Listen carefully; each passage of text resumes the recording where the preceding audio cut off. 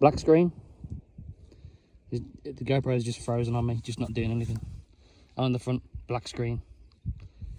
It's it's literally the second time I went to press record and use it, it froze. Great. So as you can see, same old problems we're having with the GoPro 13. I was in the middle of filming Ace Pro comparison, and I was having those freezing issues. It happened a couple of times, I had to pull the battery out and put it back in. So we're just having the same old problems again with GoPro. I really wish they would sort out their software. It's very, very frustrating. Apart from that, you know, this camera is a good camera. Obviously, we know the quality of GoPro, the image quality is very, very good. But compared to something like the Ace Pro or the DJI Action 4, soon to be DJI Action 5 Pro apparently, it's really, really lagging behind in regards to features and software and the application especially. GoPro are leaps and bounds behind at the moment. They really need to sort this camera out.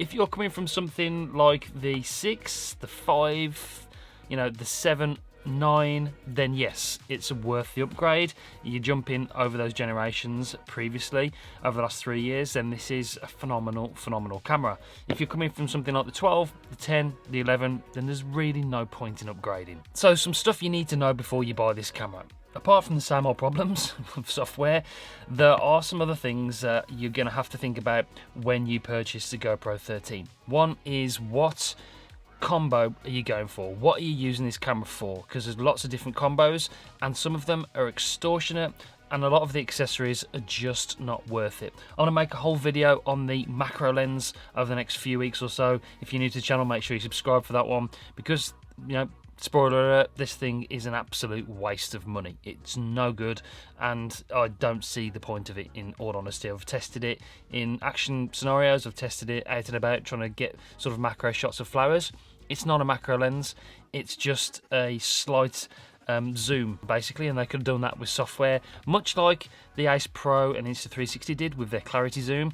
They could have made it something like that. It's just an absolute waste of money, and for £103 with as a subscriber, this thing is an extortionate amount of money and a waste of money. I've got the other accessories like the ND filters to test out, so like I said, make sure you do subscribe to the channel for that one. Not impressed with the accessories, and I just think it's a massive cash grab from GoPro. A lot of the accessories, apart from maybe the media mod, which is still compatible, and the max lens mod, which is compatible, it just doesn't work with the auto detect system on here. If you didn't know, the GoPro 13 has an auto detect lens system where you put the new accessories on and it knows which settings to put it in the camera, so you don't have to manually do it in the settings. So it's a good feature, but as long as it had some sort of hardware to back it up. So yeah, know which combo you want to purchase, because if you want to get all of these accessories, this price of this camera can go all the way up to about $1,000 if you want to get everything. Another thing, they tried to sort of promote the new quick release system, which looks great, but you don't get one with the camera in the box. You have to purchase it separately. So, and you know, you're going to have to buy two, because the whole point of having a quick release system is that you can take it off one mount to another. So minimum, you're going to have to buy two, and that's $20 each. Another $40 you're going to spend on top of that if you want to have the quick release system. You do have the 1/4 inch on the bottom and the, you know, usual GoPro prongs that you can use an action mount, but the quick release system that Insta360 have with the Ace Pro and DJI have with the Action 4 is so much more convenient and easy to use. That's why they added it, but it's not in the box. You have to buy it separately. It's another thing that's super annoying about this camera. Another thing to know is it's the same sensor, it's the same processor, it's the same system inside of here, same menu, same everything. There's not much difference. They've taken off the speckle effect that you got with the GoPro 12. I particularly like that design. The screen is a slight design change in the front, but it's no bigger. The screen on the back is the same size, and this is supposedly a heatsink to help with overheating issues, but as you've seen, it's not really helped with the software issues, so pointless design. Another major improvement they've made to this camera is the battery. It's now a 1900 milliamp battery opposed to the 1720 that you got in the GoPro 12, but they've changed the design of it for some reason. It's now a different orientation for the pins, so it's a totally different battery. So if you've got a bunch of different batteries from the GoPro 12, 10, 11, whatever you were using before, then you're going to have to buy a bunch of new batteries for the GoPro 13. And that considering that the actual body hasn't changed at all, I've just really find a strange decision.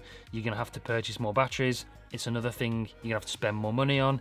It's very, very odd that they've done that, and it just seems like a bit of a cash grab. Positive news, the media mod is still compatible, and like I mentioned, the Max Lens Mod 2.0 is compatible, although it doesn't work with the auto lens feature. So I would, if you've got the Max Lens Mod 2.0, don't bother buying the wide angle lens. That will save you another $100 on top of what you're already purchasing with the GoPro 13.